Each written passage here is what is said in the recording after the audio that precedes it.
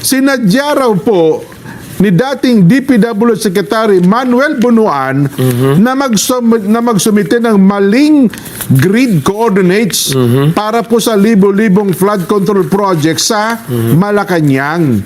At dahil dyan, maglalabas naman daw po ang Senate Blue Ribbon Committee ng sabina kay Bunuan upang dumalo po sa pagdinig sa nalalapit na araw, itong Enero 19. Problema, hindi na nga makita dyan eh. Mula nung mag-abroad, parang hindi nata bumalik. Wala na. Wala kang record na raw eh. Kung saan nagpunta? bumalik ito eh. Ayun na nga. Di ba nag-promise siya na babalik dun sa takdang petsa nung Disyembre? Oho. Eh, sabi ng BID o ng Bureau of Immigration, wala namang record na bumalik. Secretary Binoan. Oho. Ang record lang lumabas. Umalis na bansa. Nako. At ang sinasabi mo nga na nakita na Bunuan, sa Pangasinan, yung mga bangus nga. Bangus Bunuan. Bangus Bunuan ang nakita. Pero si Secretary, nawawala na po. Nako. Ano ba sabi ni Senator Ping. Lacson? Ito nga, pakinggan natin. Senator Ping, ano masasabi mo? Deliberate, ibig sabihin, no-cover up niya talaga. Kaya looking back, naalala ko, meron siyang binanggit tungkol sa ilahat ko sa aking privilege speech doon sa nauhan. Ang sabi niya, mali raw yung grid coordinates. Although sigurado kami, kasi personal naming pinuntahan ng teams namin, yung mismong Ghost Flood Control Project.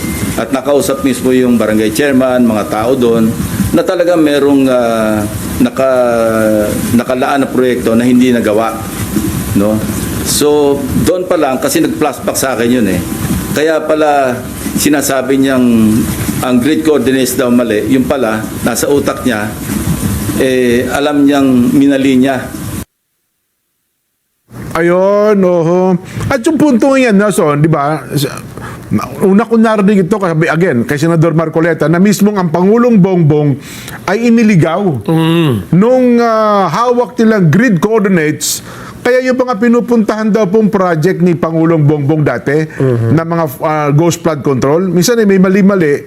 Pati nga yun doon sa may Tuba Benguet yung rock netting ba yun? Ano ha? Yun ho, isa sa halimbawa.